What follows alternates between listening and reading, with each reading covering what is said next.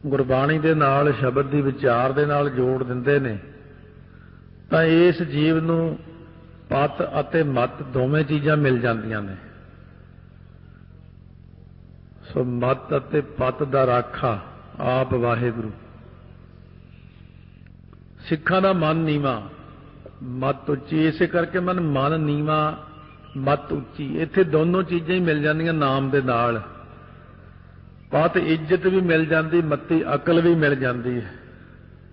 ਉਹ ਅਕਲ ਜਿਹੜੀ ਪਤ ਦਬਾਉਂਦੀ ਹੈ ਉਹ ਮਿਲ ਜਾਂਦੀ ਹੈ। ਇਸ ਕਰਕੇ ਜਦੋਂ ਗੁਰਾਂ ਦਾ ਗੁਰ ਮੰਤਰ ਕੋਈ ਵੀ ਬੰਦਾ ਨੀਚ ਜਾਤ ਹਰ ਜਪਤਿਆਂ ਉੱਤਮ ਪਦਵੀ ਪਾਏ, ਨੀਵੇਂ ਤੋਂ ਨੀਵਾਂ ਬੰਦਾ ਜਿੰਨਾ ਮਰਜ਼ੀ ਨੀਵਾਂ ਹੋਵੇ, ਜਦੋਂ ਉਹ ਨਾਮ ਜਪਣ ਲੱਗ ਪਿਆ, ਭਗਤ ਭਗਤ ਜਗ ਵੱਜਿਆ ਚੌਂ ਚੱਕਾਂ ਵਿੱਚ ਚਮਰੇਟਾ। ਨਾਮਦੇਵ ਜੀ, ਕਬੀਰ ਜੀ, ਫਰੀਦ ਜੀ, ਕਿਹੜੀਆਂ ਜਾਤਾਂ? ਕਬੀਰ ਮੇਰੀ ਜਾਤ ਕੋ ਸਭ ਕੋ ਹਸਨੇਹਾਰ, ਬਲਿਹਾਰੀ ਇਸ ਜਾਤ ਕੋ ਜੇ ਜਪਿਓ ਸਿਰਜਨਹਾਰ। ਧੰਨ ਗੁਰੂ ਅਰਜਨ ਦੇਵ ਜੀ ਕਹਿੰਦੇ ਉਹ ਆਤੇ ਉੱਤਮ ਗਨੋ ਚੰਡਾਲਾ, ਨਾਨਕ ਜੇ ਮਨ ਬਸੈ ਗੋਪਾਲਾ। ਇਸ ਕਰਕੇ ਜਿਹੜੇ ਜੀਵਾਂ ਨੂੰ ਆਪਣਾ ਨਾਮ ਦੇ ਦਿੰਦੇ ਨੇ, ਭਗਤ ਰਵਿਦਾਸ ਜੀ ਦੇ ਮਗਰ ਬੜੇ ਪੰਡਤ ਹੱਥ ਧੋ ਕੇ ਪੈ ਗਏ ਵੀ ਤੈਨੂੰ ਲੋਕ ਕਿਉਂ ਮੱਥਾ ਟੇਕਦੇ, ਕਿਉਂ ਤੂੰ ਐ ਕਰਦਾ? ਭਗਤ ਜੀ ਕਹਿੰਦੇ ਭਈ ਮੇਰਾ ਇਹਦੇ 'ਚ ਕੀ ਕਸੂਰ ਹੈ? ਇੱਕ ਤਾੜ ਦਾ ਬੂਟਾ ਜੀ ਤੋਂ ਸ਼ਰਾਬ ਕੱਢੀ ਜਾਂਦੀ, ਉਹਦਾ ਪੱਤਾ ਕਹਿੰਦੇ ਅਪਵਿੱਤਰ ਹੁੰਦਾ ਹੈ, ਪਰ ਜੇ ਉਹਨੂੰ ਧੋ ਸੰਵਾਰ ਕੇ ਉਹਦੇ ਉੱਤੇ ਵੇਦਾਂ ਦੀ ਬਾਣੀ ਲਿਖ ਦਈਏ, ਕਹਿੰਦੇ ਫੇਰ ਕਹਿੰਦੇ ਜੀ ਫੇਰ ਤਾਂ ਉਹ ਸਤਿਕਾਰਯੋਗ ਹੋ ਜਾਂਦਾ ਹੈ, ਫੇਰ ਤਾਂ ਉਹ ਸਤਿਕਾਰਯੋਗ ਹੋ ਗਿਆ। ਸੋ ਇਸੇ ਪ੍ਰਕਾਰ ਕਈ ਪ੍ਰਮਾਣ ਦੇ ਦਿੱਤੇ ਭਗਤ ਜੀ ਨੇ। ਕਹਿੰਦੇ ਇਸੇ ਤਰ੍ਹਾਂ ਹੀ ਭਾਈ ਮੈਂ ਤਾਂ ਇੱਕ ਚਮੜਾ ਢੋਣ ਵਾਲਾ ਬੰਦਾ ਸੀ, ਮਰੇ ਹੋਏ ਡੰਗਰਾਂ ਦੀਆਂ ਖੱਲਾਂ ਲਾਹ ਕੇ ਵੇਚਦਾ ਸੀ, ਪਰ ਮੇਰੇ ਹਿਰਦੇ ਦੇ ਵਿੱਚ ਨਾਮ ਦਾ ਵਾਸਾ ਹੋ ਗਿਆ। ਹੁਣ ਉਹ ਨਾਮ ਦਾ ਵਾਸਾ ਹੋਣ ਕਰਕੇ ਗੁਰਦੇਵ ਹੈ ਪਤ ਮੱਤੀ। ਸਤਿਗੁਰੂ ਜੀ ਪਤ ਇੱਜ਼ਤ ਦਿੰਦੇ ਨੇ, ਮਤ ਦਿੰਦੇ ਨੇ ਚੰਗੀ ਸ੍ਰੇਸ਼ਟ। ਨਾਮ ਨਾਲ ਹੀ ਇਹ ਉਤਪੰਨ ਹੁੰਦੀਆਂ ਨੇ। ਜਿੰਨੀ ਮਰਜ਼ੀ ਚੰਗੀ ਖੇਤੀ ਹੋਵੇ, ਜੇ ਪਾਣੀ ਨਾ ਮਿਲੇ ਤਾਂ ਖੇਤੀ ਨਹੀਂ ਹੁੰਦੀ।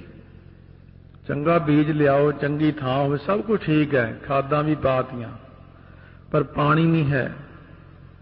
ਇਸ ਕਰਕੇ ਬੰਦੇ ਦੇ ਅੰਦਰ ਤਾਂ ਬਹੁਤ ਕੁਝ ਹੈ, ਸ਼ੁਭ ਗੁਣ ਵੀ ਨੇ ਤੇ ਔਗਣ ਵੀ ਨੇ। ਜਦੋਂ ਸਤਿਗੁਰੂ ਜੀ ਨਾਮ ਦੀ ਵਰਖਾ ਕਰਦੇ ਨੇ, ਸੰਗਤ 'ਚ ਬਿਠਾ ਕੇ ਉਪਦੇਸ਼ ਕਰਦੇ ਨੇ, ਤਾਂ ਸ਼ੁਭ ਗੁਣ ਹੌਲੀ ਹੌਲੀ ਜਨਮ ਲੈ ਲੈਂਦੇ ਨੇ, ਔਗਣ ਸੜ ਜਾਂਦੇ ਨੇ। ਇਸ ਕਰਕੇ ਸਤਿਗੁਰੂ ਮਹਾਰਾਜ ਕਹਿੰਦੇ ਨੇ ਜਦੋਂ ਸਤਿਗੁਰੂ ਜੀ ਨਾਮ ਦੀ ਦਾਤ ਬਖਸ਼ਿਸ਼ ਕਿਸੇ ਕਿਸੇ ਨੂੰ ਕਰਦੇ ਨੇ, ਇਹ ਨਹੀਂ ਹੁੰਦਾ ਕਿ ਮੂੰਹ ਨਾਲ ਆਪਾਂ ਵਾਹਿਗੁਰੂ ਵਾਹਿਗੁਰੂ ਕਹਿਣਾ। ਉਹ ਨਾਮ ਦੀ ਇੱਕ ਵਿਸ਼ੇਸ਼ ਦਾਤ ਹੁੰਦੀ, ਜਿਹਨੂੰ ਕਿਰਪਾ ਕਰਨ, ਜਿਹਦੇ ਹਿਰਦੇ 'ਚ ਨਾਮ ਦਾ ਵਾਸਾ ਕਰਨ, ਆਪਣੇ ਆਪ ਹੀ ਆਨੰਦ ਬਣ ਜਾਂਦਾ ਉਹਨੂੰ। ਸਤਿਗੁਰੂ ਮਹਾਰਾਜ ਕਹਿੰਦੇ ਹੁਣ ਇਹ ਸੰਸਾਰ ਦੇ ਵਿੱਚ ਨਾਮ ਜਪਣ ਲਈ, ਮਰਿਆਦਾ ਕਮਾਉਣ ਲਈ ਲੋਕੀ ਸ਼ਰਮ ਕਰਦੇ ਨੇ ਕਿ ਮੈਨੂੰ ਤਾਂ ਸੰਗ ਲੱਗਦੀ ਹੈ, ਮੈਂ ਤਾਂ ਕਕਾਰ ਨਹੀਂ ਬਹਿਣ ਸਕਦਾ, ਮੈਂ ਬਾਣੀ ਨਹੀਂ ਪੜ੍ਹ ਸਕਦਾ, ਮੈਨੂੰ ਬੜੀ ਸੰਗ ਸ਼ਰਮ ਲੱਗਦੀ। ਪਰ ਸਤਿਗੁਰੂ ਕਹਿੰਦੇ ਨੇ ਜਿਨ੍ਹਾਂ ਨੇ ਨਾਮ ਜਪਣਾ ਹੈ, ਲਾਜ ਮਰੰਤੀ ਮਰ ਗਈ ਘੂੰਗਟ ਖੋਲ ਚਲੀ। ਕਹਿੰਦੇ ਉਹ ਤਾਂ ਆਪਣਾ ਘੂੰਗਟ ਖੋਲ ਚਲੀ, ਉਹ ਤਾਂ ਆਪਣਾ ਘੁੰਡ ਚੱਕ ਦਿੰਦੀ ਹੈ, ਫਿਰ ਉਹਦੀ ਲਾਜ ਮਰਦਿਆਂ ਮਰਦਿਆਂ ਮਰ ਗਈ ਸਾਰੀ। ਉਹਨੂੰ ਕਿਸੇ ਦੀ ਲਾਜ ਲੱਜਾ ਸ਼ਰਮ ਨਹੀਂ। ਮੈਂ ਕਿੱਡਾ ਬੜਾ ਧੰਨ ਗੁਰੂ ਅਮਰਦਾਸ ਜੀ ਮਹਾਰਾਜ ਜਦ ਪਹਿਲੀ ਵਾਰ ਆ ਕੇ ਸ੍ਰੀ ਖਡੂਰ ਸਾਹਿਬ ਵਿਖੇ ਮਿਲੇ ਗੁਰੂ ਅੰਗਦ ਦੇਵ ਜੀ ਨੂੰ, ਗੁਰੂ ਅੰਗਦ ਦੇਵ ਜੀ ਇਉਂ ਉੱਠ ਕੇ ਖੜੇ ਹੋ ਕੇ ਸਾਡੇ ਕੁੜਮਾਚਾਰੀ ਵਿੱਚੋਂ ਆਏ ਨੇ, ਸਾਡੇ ਕੁੜਮ ਲੱਗਦੇ ਨੇ, ਬਾਹਾਂ ਖਿਲਾਰ ਲਈਆਂ ਵੀ ਅਸੀਂ ਇੱਕ ਦੂਜੇ ਨੂੰ ਗਲਵੱਕੜੀ ਪਾ ਕੇ ਮਿਲੀਏ ਵੀ ਮੇਰੇ ਕੁੜਮ ਆਏ ਨੇ। ਗੁਰੂ ਅਮਰਦਾਸ ਜੀ ਨੇ ਹੱਥ ਜੋੜ ਕੇ ਕਿਹਾ ਅੱਜ ਮੈਂ ਕੁੜਮਾਚਾਰੀ 'ਚ ਨਹੀਂ ਆਇਆ। ਸਾਰੀ ਲੱਜਾ ਲਾਹ ਦਿੱਤੀ। ਕਹਿੰਦੇ ਮਤਾ ਆਖੋ ਵੀ ਕੁੜਮਾਚਾਰੀ 'ਚ, ਮੈਂ ਤਾਂ ਅੱਜ ਤੁਹਾਡਾ ਸਿੱਖ ਬਣਨ ਆਇਆ। ਚਰਨਾਂ ਉੱਤੇ ਆਪਣਾ ਸਿਰ ਰੱਖ ਦਿੱਤਾ, ਚੁੱਕ ਕੇ ਨਾਲ ਲਾ ਲਿਆ ਆਪਣੇ ਗਲ ਦੇ। ਸੋ ਉਸ ਵਕਤ ਪਹਿਲਾਂ ਤਾਂ ਜੇ ਕੁੜਮਾਚਾਰੀ ਚਾਹੁੰਦੇ ਫਿਰ ਤਾਂ ਸੋਹਣੇ ਪਲੰਘ ਡਾਹੁੰਦੇ, ਜੀਵਾਂ ਕਹਿੰਦੇ ਸਤਿਕਾਰ ਕਰਦੇ, ਭੋਜਨ ਮੰਗਾਉਂਦੇ, कहने नहीं, अज तो जिथे संगत छकदी मैं उत्थे बैठांगा।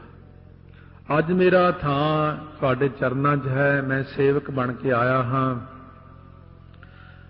धन गुरु रामदास साहिब महाराज जदों वड्डा सारा टोकरा चुक के लियाए बौली साहब दे विचों मिट्टी दा भर के, गुरु अमरदास साहिब महाराज सच्चे पातशाह ने सेवा करवाई। सतगुरु रामदास साहिब महाराज जी दे सो सारे रिश्तेदार बजुर्ग आए देखण वास्ते कि उत्थे साडा रिश्तेदार है, कोई कहे साडा भतीजा है, कोई कुछ।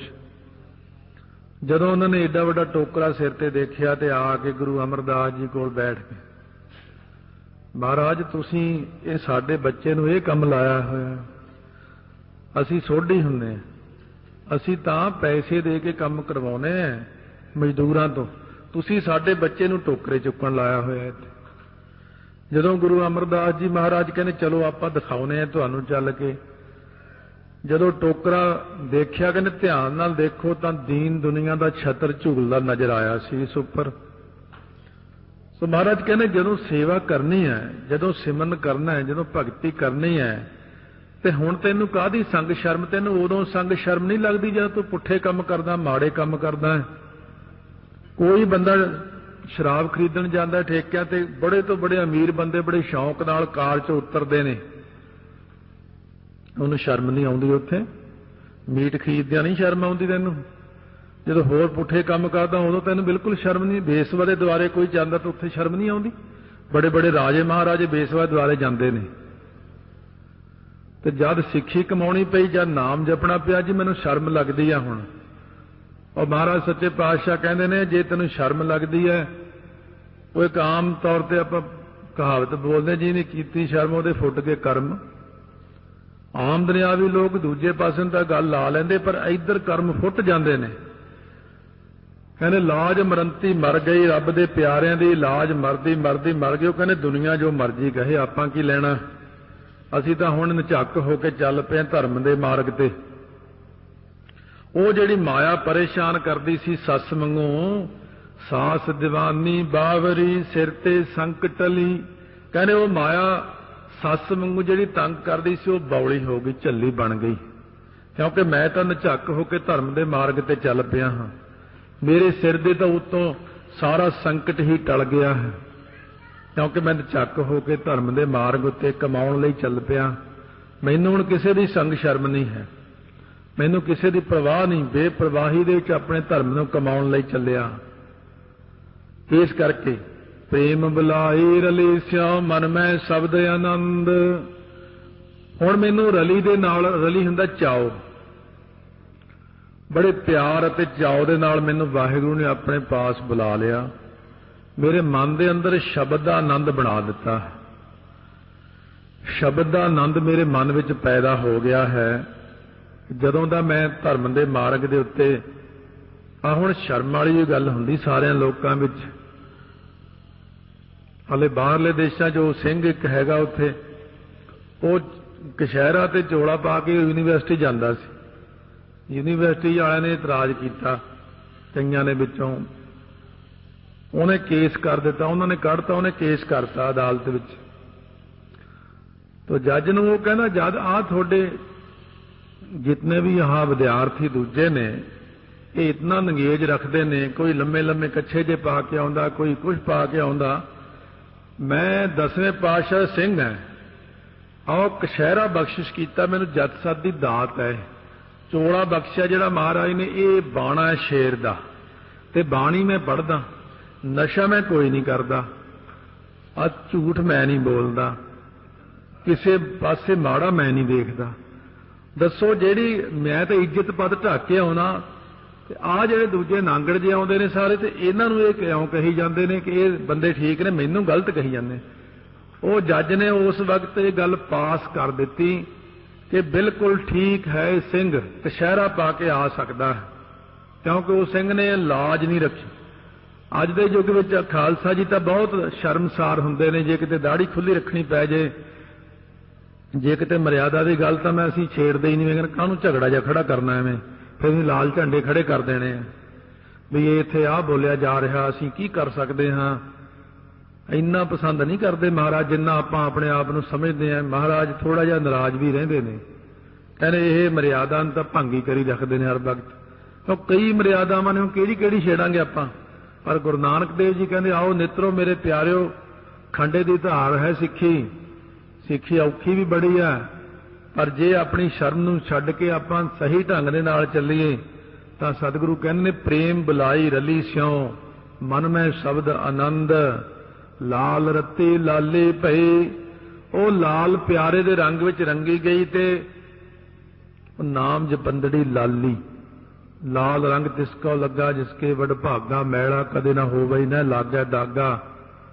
ਗੁਰਮੁਖ ਭਈ ਨਿਚਿੰਦ, ਮੁਖੀ ਗੁਰਾਂ ਦੇ ਕਰਕੇ ਉਹ ਨਿਚਿੰਤ ਹੋ ਗਈ ਬਿਲਕੁਲ।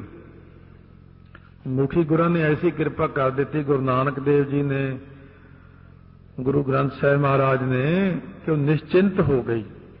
ਲਾਹਾ ਨਾਮ ਰਤਨ ਜਪਸਾਰ, ਕਹਿੰਦੇ ਸਾਰਿਆਂ ਨਾਲੋਂ ਸ੍ਰੇਸ਼ਟ ਜਿਹੜਾ ਲਾਹਾ ਹੈ ਉਹ ਨਾਮ ਦਾ ਹੈ। ਨਾਮ ਰੂਪੀ ਰਤਨ ਦਾ ਲਾਹਾ ਹੈ। ਦੁਨਿਆਵੀ ਲੋਕ ਰਤਨ ਇਕੱਠੇ ਕਰਦੇ ਨੇ, ਹੀਰੇ ਮੋਤੀ ਜਵਾਹਰਾਤ, ਪਰ ਮਹਾਰਾਜ ਕਹਿੰਦੇ ਮੱਤ ਵਿੱਚ ਰਤਨ ਜਵਾਹਰ ਮਾਣਕ, ਜੇ ਇੱਕ ਗੁਰ ਕੀ ਸਿੱਖ ਸੁਣੀ।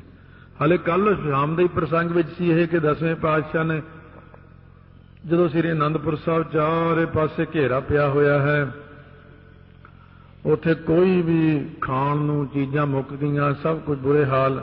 ਉਹ ਤਾਂ ਇੱਕ ਪਰਖ ਸੀ ਖਾਲਸੇ ਦੀ।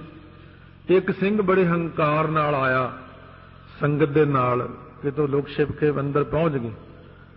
ਉਹਨੇ ਬੜੇ ਹੰਕਾਰ ਨਾਲ ਪਾਰਸ ਦੀ ਬੱਟੀ ਰੱਖੀ 10ਵੇਂ ਪਾਤਸ਼ਾਹ ਕੋਲੇ। ਕਹਿੰਦਾ ਮਹਾਰਾਜ ਇਹ ਇੰਨਾ ਕੁਝ ਬਣਾ ਦੇਵੇਗੀ, ਇੱਥੇ ਗਰੀਬੀ ਮਿਟ ਜਾਏਗੀ, ਸਿੰਘਾਂ ਦੀ ਭੁੱਖ ਮਿਟ ਜਾਏਗੀ, ਮੈਂ ਪਾਰਸ ਦੀ ਬੱਟੀ ਲਿਆਇਆ। ਮਹਾਰਾਜ ਨੇ ਸੁਤੇ ਸਿੱਧ ਚੁੱਕ ਕੇ ਉਹ ਬੱਟੀ ਜਿਹੜੀ ਸੀ ਛੱਪੜ ਦੇ ਵਿੱਚ ਵਗਾ ਮਾਰੀ, ਉੱਥੇ ਪਾਣੀ ਵਿੱਚ ਸੁੱਟ ਦਿੱਤੀ।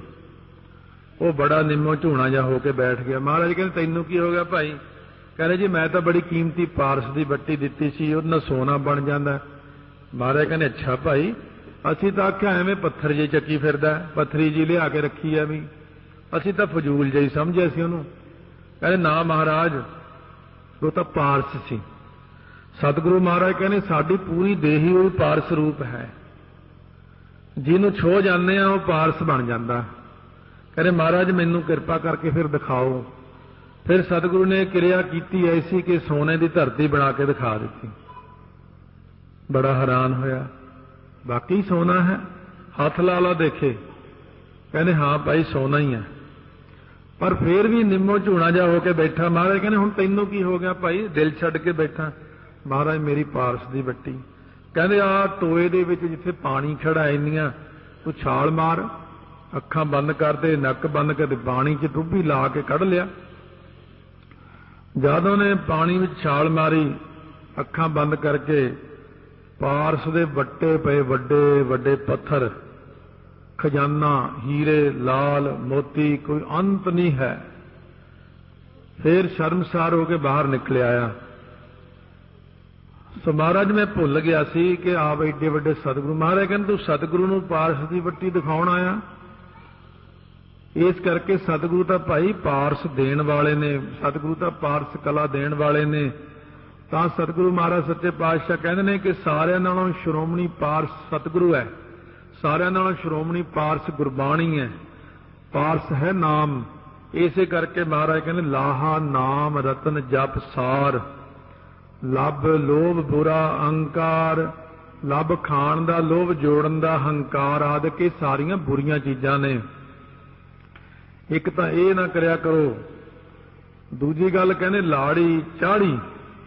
ਇੱਕ ਹੁੰਦੀ ਲਾੜੀ ਚਾੜੀ ਕਰਨੀ, ਚੁਗਲੀ ਕਰਨੀ, ਜਾ ਕੇ ਨਿੰਦਾ ਕਰਨੀ ਕਿਸੇ ਦੀ।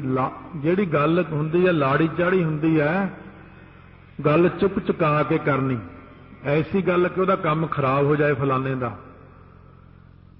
ਇਸੇ ਪ੍ਰਕਾਰ ਲਾਇਤਬਾਰ ਹੁੰਦੀ ਚੁਗਲੀ ਕਰਨੀ, ਅੱਗ ਲਾਉਣੀ ਕਿਤੇ ਜਾ ਕੇ ਜਾਂ ਚੁਗਲੀ ਕਰਨੀ। ਮਹਾਰਾਜ ਕਹਿੰਦੇ ਇਹ ਵੀ ਮਾੜੀ ਹੈ। ਕਿਸੇ ਦਾ ਕੰਮ ਖਰਾਬ ਨਹੀਂ ਕਰਨਾ। ਜੇ ਤੂੰ ਗੁਰਮੁਖ ਬਣਨਾ ਤਾਂ, ਜੇ ਤੂੰ ਕਹਿਣਾ ਮੈਂ ਨਾਮ ਜਪਣਾ, ਕਿਉਂਕਿ ਪ੍ਰਮਾਤਮਾ ਤਾਂ ਫਿਰ ਹਰ ਵਕਤ ਹਾਜ਼ਰ ਨਾਜ਼ਰੀ ਹੁੰਦੇ ਨੇ। ਜੇ ਤੂੰ ਕਿਸੇ ਬੰਦੇ ਦਾ ਕੰਮ ਖਰਾਬ ਕਰ ਰਿਹਾ, ਉਹਦੇ ਵਿੱਚ ਵੀ ਤਾਂ ਵਾਹਿਗੁਰੂ ਕਹਿੰਦੇ ਮੈਂ ਹੀ ਬੈਠਾ ਹਾਂ। ਜੇ ਤੂੰ ਕਿਸੇ ਦੀ ਚੁਗਲੀ ਕਰਦਾ ਤਾਂ ਉਹਦੇ ਵਿੱਚ ਵੀ ਤਾਂ ਮੈਂ ਹੀ ਬੈਠਾ ਹਾਂ। ਜੇ ਤੂੰ ਲੱਭ ਕਰਦਾ ਖਾਣ ਦਾ, ਲੋਭ ਜੋੜਨ ਦਾ, ਇਹਦੇ ਪਿੱਛੇ ਪਾਪ ਕਰਦਾ ਤਾਂ ਪਾਪ ਵੀ ਤਾਂ ਦੁਨੀਆ ਨਾਲ ਹੀ ਕਰਦਾ, ਉਹ ਵਿੱਚ ਮੈਂ ਹੀ ਬੈਠਾ। ਸਾਰਿਆਂ ਵਿੱਚ ਅਸੀਂ ਆਪ ਹੀ ਬੈਠੇ ਹਾਂ। ਇਸ ਕਰਕੇ ਲਾੜੀ ਚਾੜੀਆਂ ਬੰਦ ਕਰੋ। ਇਹ ਜਿਹੜੀ ਗੱਲ ਹੁੰਦੀ ਵਧਾ ਚੜਾ ਕੇ ਗੱਲ ਕਰਨੀ, ਵੀ ਫਲਾਣੇ ਬੰਦੇ ਦੀ ਚੁਗਲੀ ਕਰਨੀ ਜਾਂ ਉਹਦਾ ਨੁਕਸਾਨ ਕਰਨਾ, ਕਹਿੰਦੇ ਇਹ ਨਾ ਕਰਿਆ ਕਰੋ, ਨਿੰਦਾ ਨਾ ਕਰਿਆ ਕਰੋ, ਮਾੜੇ ਕੰਮ ਨਾ ਕਰਿਆ ਕਰੋ। ਮਨਮੁਖ ਅੰਧਾ ਮੁਗਧ ਗਵਾਰ, ਇਹ ਪਰ ਬੰਦਾ ਜਿਹੜਾ ਹੈ ਮਨ ਦੇ ਮਗਰ ਲੱਗ ਕੇ ਮਨਮੁਖ ਬਣ ਕੇ ਅਗਿਆਨਤਾ ਵਿੱਚ ਅੰਨਾ ਹੋ ਕੇ ਮੁਗਧ ਗਵਾਰ ਮਹਾਮੂਰਖ ਬਣ ਰਿਹਾ ਹੈ। ਲਾਹੇ ਕਾਰਨ ਆਇਆ ਜਗ, ਨਾਮ ਦੇ ਲਾਹੇ ਕਾਰਨ ਇਸ ਸੰਸਾਰ 'ਚ ਜਨਮ ਲਿਆ ਸੀ, ਇਹਨੇ ਭੇਜਿਆ ਸੀ ਵਾਹਿਗੁਰੂ ਨੇ। ਜਦ ਤੈਨੂੰ ਮਨੁੱਖ ਬਣਾਉਣੇ ਆ, ਮਨੁੱਖ ਬਣ ਕੇ ਸੰਗਤ 'ਚ ਬਹਿ ਕੇ ਤੂੰ ਸਿਮਰਨ ਕਰਨਾ, ਗੁਰੂ ਵਾਲਾ ਬਣਨਾ, ਐਨ ਸ਼ੁੱਧ ਸੋਨਾ ਬਣ ਕੇ ਸਾਡੇ ਕੋਲ ਆ ਜੀ, ਕੰਚਨ ਵਰਗੀ ਦੇਹੀ ਬਣਾ ਕੇ ਤਰ ਜਾਏਗਾ ਫਿਰ ਤੂੰ। ਮਹਾਰਾਜ ਕਹਿੰਦੇ ਮੈਂ ਇਹਨੂੰ ਭੇਜਿਆ ਸੀ ਮਨੁੱਖ ਨੂੰ ਦੁਨੀਆ ਅੰਦਰ ਨਾਮ ਜਪਣ ਲਈ। ਇਹ ਇੱਥੇ ਆ ਕੇ ਕੀ ਬਣ ਗਿਆ? ਹੋਏ ਮਜ਼ਦੂਰ ਗਿਆ ਠਗਾਏ ਠੱਗ, ਕਹਿੰਦੇ ਇਹ ਬਣ ਗਿਆ ਮਾਇਆ ਦਾ ਮਜ਼ਦੂਰ। ਹੋਏ ਮਜ਼ਦੂਰ ਗਿਆ ਠਗਾਏ ਠੱਗ, ਆਪਣੇ ਆਪ ਨੂੰ ਮਾਇਆ ਕੋਲੋਂ ਠਗਾ ਕੇ, ਮਾਇਆ ਠੱਗਣੀ ਤੋਂ ਸੰਸਾਰ ਅੰਦਰੋਂ ਚਲਿਆ ਗਿਆ। ਆਪਣੇ ਆਪ ਨੂੰ ਹੀ ਕਹਿੰਦੇ ਠੱਗਣ ਆਇਆ ਸੀ ਦੁਨੀਆ 'ਚ, ਤੇ ਆਪਣੇ ਆਪ ਨੂੰ ਹੀ ਠਗਾ ਕੇ ਚਲਿਆ ਗਿਆ। ਕਹਿੰਦਾ ਮੈਂ ਠੱਗ ਲਿਆ ਸਾਰੀ ਦੁਨੀਆ ਨੂੰ। ਠੱਗ ਤਾਂ ਤੈਨੂੰ ਲਿਆ ਦੁਨੀਆ ਨੇ, ਮਾਇਆ ਨੇ, ਕਿ ਤੇਰੇ ਸਵਾਸ ਹੀ ਪੀ ਗਈ ਸਾਰੇ, ਤੇਰੀ ਸ਼ਰਧਾ ਹੀ ਮੁਕਾ ਦਿੱਤੀ ਮਾਇਆ ਨੇ। ਲਾਹਾ ਨਾਮ ਪੂੰਜੀ ਵੇ ਸਾਹੋ, ਮਹਾਰਾਜ ਕਹਿੰਦੇ ਨਾਮ ਦਾ ਲਾਹਾ ਖੱਟੋ, ਨਾਮ ਦਾ ਪੂੰਜੀ ਜਿਹੜੀ ਹੈ ਵਿਸਾਹੋ ਹੁੰਦਾ ਸਿਦਕ। ਨਾਮ ਦਾ ਲਾਹਾ ਖੱਟੋ, ਨਾਨਕ ਸੱਚੀ ਪਤ ਸੱਚਾ ਪਾਤਸ਼ਾਹ। ਮਹਾਰਾਜ ਸੱਚੇ ਪਾਤਸ਼ਾਹ ਕਹਿੰਦੇ ਸੱਚਾ ਪਾਤਸ਼ਾਹ ਜਿਨ੍ਹਾਂ ਨੂੰ ਮਿਲ ਜਾਂਦਾ ਹੈ ਉਹਨਾਂ ਦੀ ਸੱਚੀ ਪਤ ਰਹਿ ਆਉਂਦੀ ਹੈ। ਜਿਨ੍ਹਾਂ ਦਾ ਬਿਲਕੁਲ ਵਾਹਿਗੁਰੂ ਨਾਲ ਮੇਲ ਮਿਲਾਪ ਹੋਇਆ, ਵਾਹਿਗੁਰੂ ਦੀ ਪ੍ਰਾਪਤੀ ਹੋਈ, ਸਤਿਗੁਰਾਂ ਦੀ ਪ੍ਰਾਪਤੀ ਹੋਈ, ਉਹਨਾਂ ਦੀ ਸੱਚੀ ਇੱਜ਼ਤ ਸੰਸਾਰ ਅੰਦਰ, ਪਰਲੋਕ ਅੰਦਰ, ਸਾਰਿਆਂ ਥਾਵਾਂ ਦੇ ਉੱਤੇ ਬਖਸ਼ਿਸ਼ ਹੁੰਦੀ ਆ ਉਹਨਾਂ ਨੂੰ। ਇਹ ਉਹ 13 ਪੌੜੀਆਂ ਤੱਕ ਸਤਿਗੁਰੂ ਮਹਾਰਾਜ ਨੇ ਬਖਸ਼ਿਸ਼ਾਂ ਕੀਤੀਆਂ ਨੇ ਪਾਵਨ ਪਵਿੱਤਰ ਉਪਦੇਸ਼ ਦੀਆਂ। ਟਾਈਮ ਬਦਲੀ ਹੋਇਆ ਆਪਣਾ 7:30 ਤੋਂ 7:45। ਮਹਾਂਪੁਰਸ਼ਾਂ ਨੂੰ ਪਤਾ ਨਹੀਂ ਹੋਣਾ, ਕਾਰਸੇ ਵਾਲਿਆਂ ਨੂੰ, ਉਹ ਆਪਣੇ ਰਾਗ ਰੰਗ ਜਿਹੜਾ ਸ਼ੁਰੂ ਕਰ ਲੈਂਦੇ ਉਸੇ ਟਾਈਮ ਤੇ, ਸ਼ਾਇਦ ਉਹਨਾਂ ਨੂੰ ਪਤਾ ਨਹੀਂ ਕਿ ਟਾਈਮ ਬਦਲਿਆ ਹੋਇਆ। ਇਸ ਕਰਕੇ ਅੱਜ ਹੀ ਉਹਨਾਂ ਨੂੰ ਬੇਨਤੀ ਕਰਾਂਗੇ, ਭਾਈ ਆਪਣਾ ਇਹ ਸਾਜੋ ਸਮਾਨ ਉਹਨਾਂ ਚਿਰ ਬੰਦ ਰੱਖਿਆ ਕਰੋ, ਸੰਗਤ ਦੇ ਰਸ ਵਿੱਚ ਫਰਕ ਪੈਂਦਾ। ਫਿਰ ਆਓ ਪਿਆਰ ਸਤਿਕਾਰ ਨਾਲ ਇਹਨਾਂ ਤੋਂ ਵੀ ਉੱਚੀ ਧੁਨ ਦੇ ਵਿੱਚ ਆਖੀਏ ਵਾਹਿਗੁਰੂ ਵਾਹਿਗੁਰੂ ਵਾਹਿਗੁਰੂ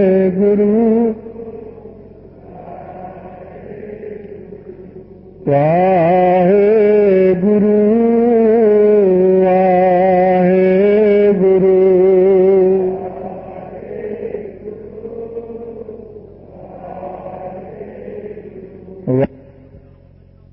ਧੰਨ ਗੁਰੂ ਨਾਨਕ ਦੇਵ ਜੀ ਮਹਾਰਾਜ ਸੱਚੇ ਪਾਤਸ਼ਾਹ। ਬਹੁਤ ਉੱਚ ਕੋਟੀ ਦਾ ਉਪਦੇਸ਼ ਹੈ ਗੁਰੂ ਨਾਨਕ ਦੇਵ ਮਹਾਰਾਜ ਦਾ। ਜਿੰਨੇ ਲੋਕ ਸਿੱਧੇ ਕੀਤੇ ਗੁਰੂ ਨਾਨਕ ਦੇਵ ਜੀ ਨੇ ਆ ਕੇ ਪਰਮੇਸ਼ਰ ਵੱਲ ਨੂੰ, ਦੁਨੀਆ ਜਿੰਨੇ ਗਲਤ ਵਹਿਮ ਭਰਮ ਪਏ ਹੋਏ ਸਨ ਉਹ ਮਹਾਰਾਜ ਨੇ ਦੂਰ ਕੀਤੇ ਸੰਸਾਰ ਦੇ ਆ ਕੇ। ਔਰ ਸਤਿਗੁਰੂ ਮਹਾਰਾਜ ਕਹਿੰਦੇ ਨੇ ਪੰਡਤ ਨੂੰ ਉਪਦੇਸ਼ ਕਰਦਿਆਂ ਹੋਇਆਂ, ਸਾਨੂੰ ਸਾਰਿਆਂ ਨੂੰ ਉਪਦੇਸ਼ ਕਰਦਿਆਂ ਹੋਇਆਂ, ਮਾਨੋ ਅੱਜ ਤਾਂ ਸਾਡੇ ਕੋਲੇ ਗੁਰੂ ਨਾਨਕ ਦੇਵ ਜੀ ਬੈਠੇ ਕਹਿ ਰਹੇ ਨੇ, ਆਏ ਵਿਗੂਤਾ ਜਗ ਜਮ ਪੰਥ। ਇਹ ਜਿਹੜਾ ਜੀਵ ਹੈ ਨਾ ਸੰਸਾਰ ਦੇ ਅੰਦਰ ਆਏ ਆ ਕਰਕੇ ਵਿਗੂਤਾ ਖਰਾਬ ਹੀ ਹੋ ਰਿਹਾ। ਇਹ ਸਾਰਾ ਜੱਗ ਜਮਾਂ ਦੇ ਪੰਥ ਰਸਤੇ ਉੱਤੇ ਜਾ ਰਿਹਾ, ਇਹ ਗਲਤ ਰਸਤੇ ਜਾ ਰਿਹਾ। ਔਰ ਦਿਖ ਵੀ ਰਿਹਾ ਆਪਾਂ ਨੂੰ ਕਿ ਸਾਰੀ ਦੁਨੀਆ ਗਲਤ ਰਸਤੇ ਤੇ ਜਾ ਰਹੀ ਹੈ। ਜਦੋਂ ਕੋਈ ਬੰਦਾ ਸਿੱਧਾ ਹੀ ਨਰਕਾਂ ਦੇ ਰਾਹ ਨੂੰ ਖੁਦ ਹੀ ਜਾ ਰਿਹਾ ਹੈ, ਆਪਾਂ ਉਹਨੂੰ ਕੀ ਹਟਾਉਣਾ? ਹੋ ਜੇ ਹਟਾਉਣੇ ਆ ਤਾਂ ਲੜਦਾ। ਇਹ ਉਹਦੀ ਕਰਮ ਨੇ, ਉਹਦੀ ਕਿਸਮਤ ਹੈ ਕਿ ਉਹ ਗਲਤ ਰਸਤੇ ਤੇ ਜਾ ਰਿਹਾ। ਆਈ ਨਾ ਮੇਟਣ ਕੋ ਸਮਰੱਥ, ਜਦੋਂ ਆ ਜਾਂਦੀ ਹੈ ਮੌਤ ਉਦੋਂ ਉਹਨੂੰ ਮੇਟਣ ਲਈ ਕੋਈ ਸਮਰੱਥ ਨਹੀਂ ਹੁੰਦਾ। ਆਈ ਤੋਂ ਭਾਵ ਇੱਥੇ ਪ੍ਰਸੰਗ ਮੁਤਾਬਕ ਤ੍ਰਿਸ਼ਨਾ ਦਾ ਵੀ ਬਣਦਾ ਹੈ। ਕਹਿੰਦੇ ਜਦ ਤ੍ਰਿਸ਼ਨਾ ਬੰਦੇ 'ਚ ਆ ਜਾਂਦੀ ਹੈ ਤਾਂ ਉਹਨੂੰ ਕੋਈ ਮੇਟ ਨਹੀਂ ਸਕਦਾ, ਕੋਈ ਸਮਰੱਥ ਹੀ ਨਹੀਂ ਹੈ। ਕਿਉਂਕਿ ਤ੍ਰਿਸ਼ਨਾ ਇਹਦੇ 'ਚ ਤਾਂ ਆਈ ਹੈ ਕਿਉਂਕਿ ਆਥ ਸੈਲ ਨੀਚ ਘਰ ਹੋਏ। ਆਥ ਹੁੰਦੀ ਮਾਇਆ। ਹੁਣ ਜਿਵੇਂ ਨੀਚ ਆਦਮੀ ਹੈ, ਨੀਚ ਬੰਦੇ ਦੇ ਘਰ ਪਹਿਲਾਂ ਕੁਛ ਨਹੀਂ, ਕੰਗਾਲੀ ਹੈ।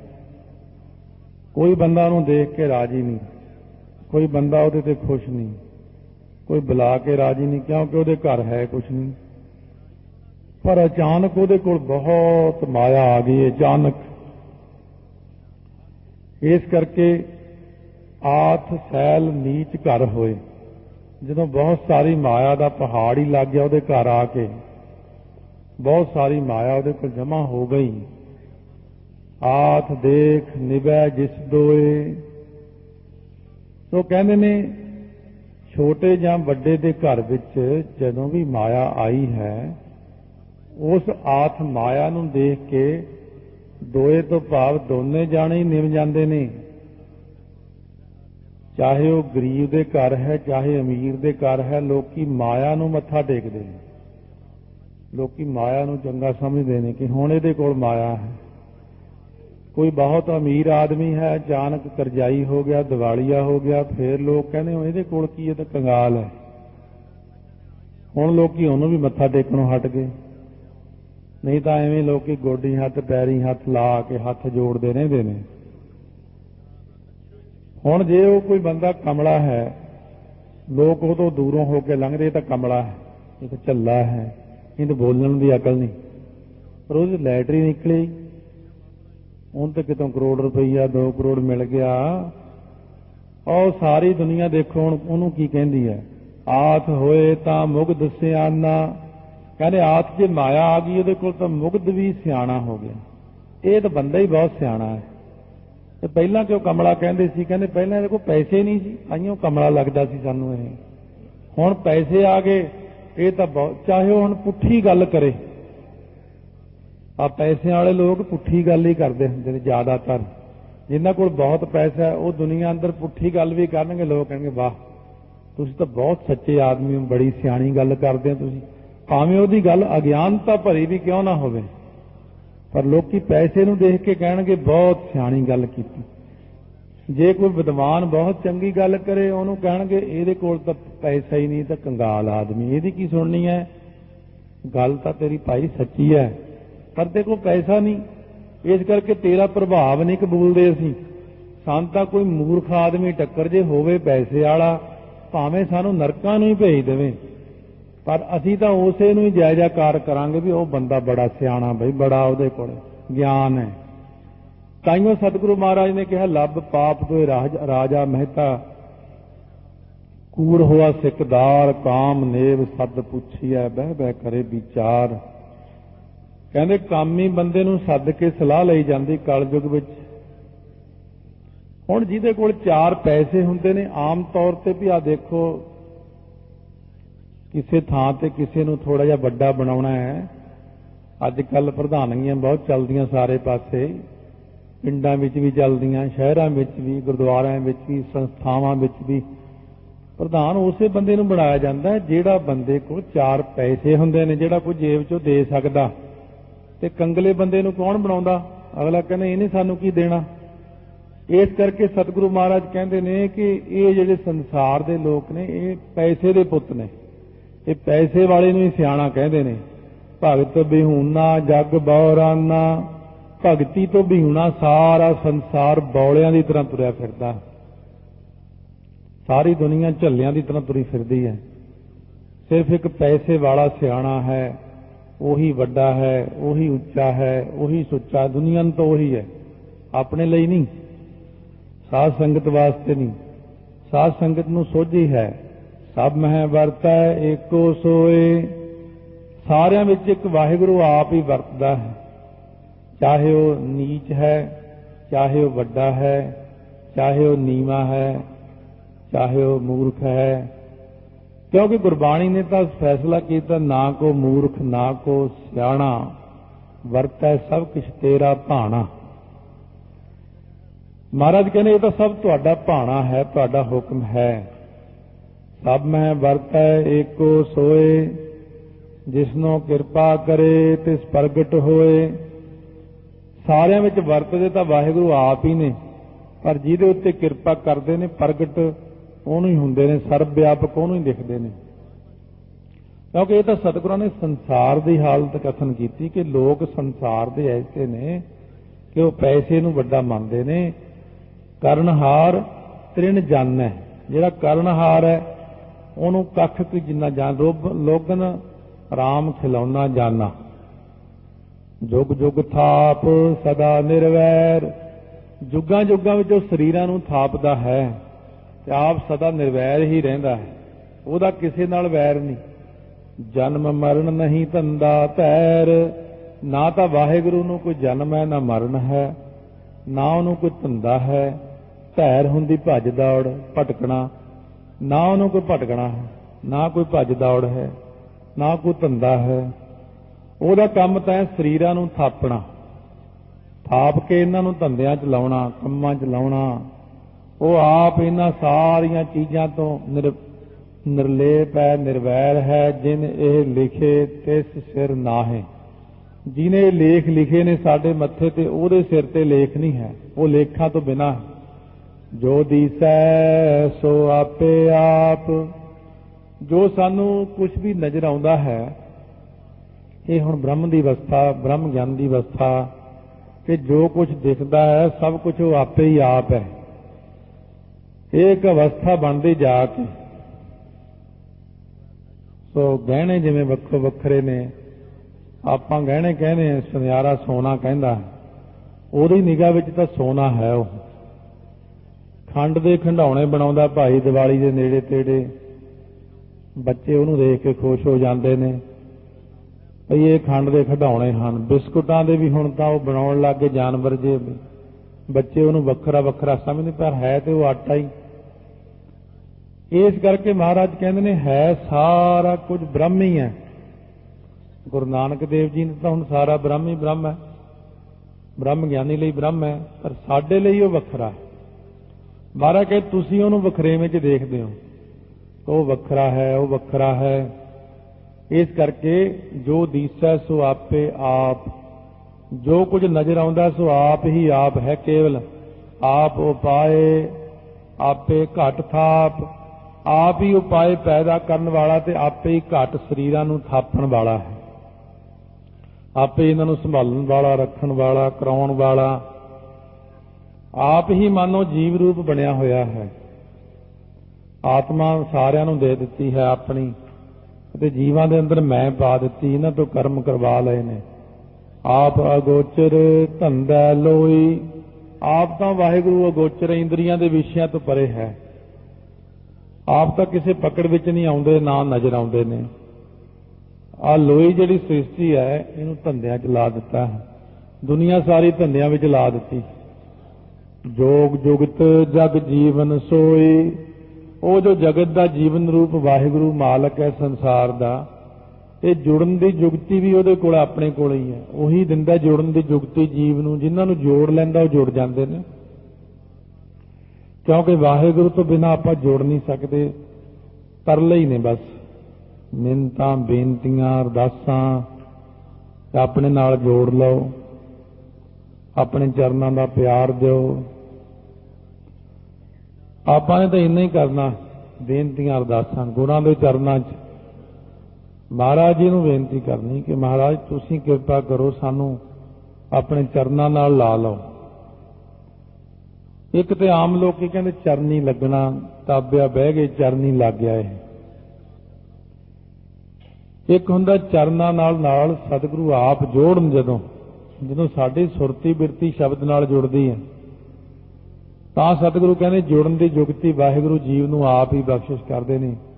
ਕਰ ਆਚਾਰ ਸੱਚ ਸੁਖ ਹੋਈ, ਕਹਿੰਦੇ ਸੱਚੇ ਆਚਰਣ ਵਿੱਚ ਵਰਤੋ, ਕਰਤੱਵ ਸੱਚੇ ਕਰੋ ਸਾਰੇ, ਫਿਰ ਤੈਨੂੰ ਆਤਮਿਕ ਆਨੰਦ ਪ੍ਰਾਪਤ ਹੋਵੇਗਾ। ਜਦ ਤੱਕ ਉਹ ਸੱਚ ਦੇ ਆਚਰਣ ਤੇ ਨਹੀਂ ਚੱਲਦਾ, ਸੱਚੋਂ ਰਹਿ ਸਭ ਕੋ ਉੱਪਰ ਸੱਚ ਆਚਾਰ।